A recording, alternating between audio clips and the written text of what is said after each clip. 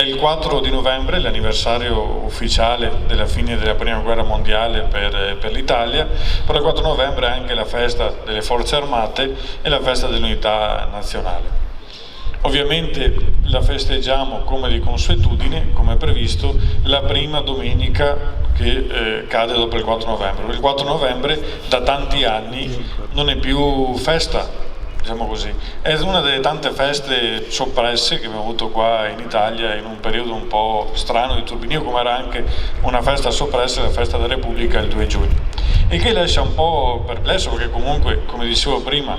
l'importanza del 4 novembre e quindi questa importante e solenne festa nazionale è già all'interno di quello che vi ho detto prima, quindi anche solo il fatto che festeggiamo la nostra unità d'Italia.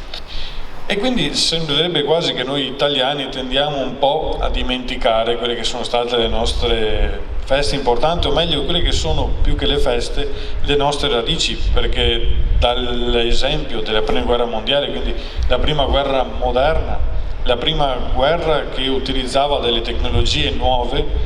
quindi l'umanità utilizzava delle tecnologie nuove per uccidere i propri simili in guerra, non la ricordiamo adeguatamente, o meglio non ricordiamo il sacrificio di quanti combatterono sul fronte, sul nord Italia. Quindi qua noi siamo oggi non per ricordare ogni singolo soldato che perse la vita nel primo conflitto mondiale e in tutti gli altri conflitti che hanno visto la nostra Italia purtroppo essere coinvolta, ma siamo qua soprattutto per ricordare il sacrificio di tutte queste persone.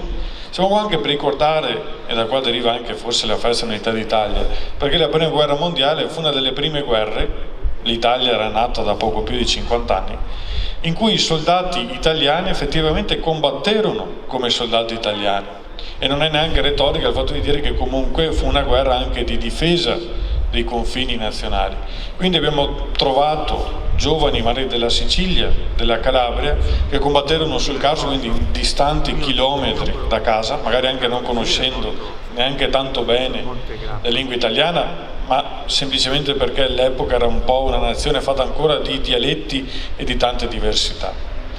E quindi ci troviamo qua a ricordare quel sacrificio di chi ha dato la propria vita per consolidare le fondamenta di una nazione nata da poco. Come dicevo prima, sembra quasi che ce ne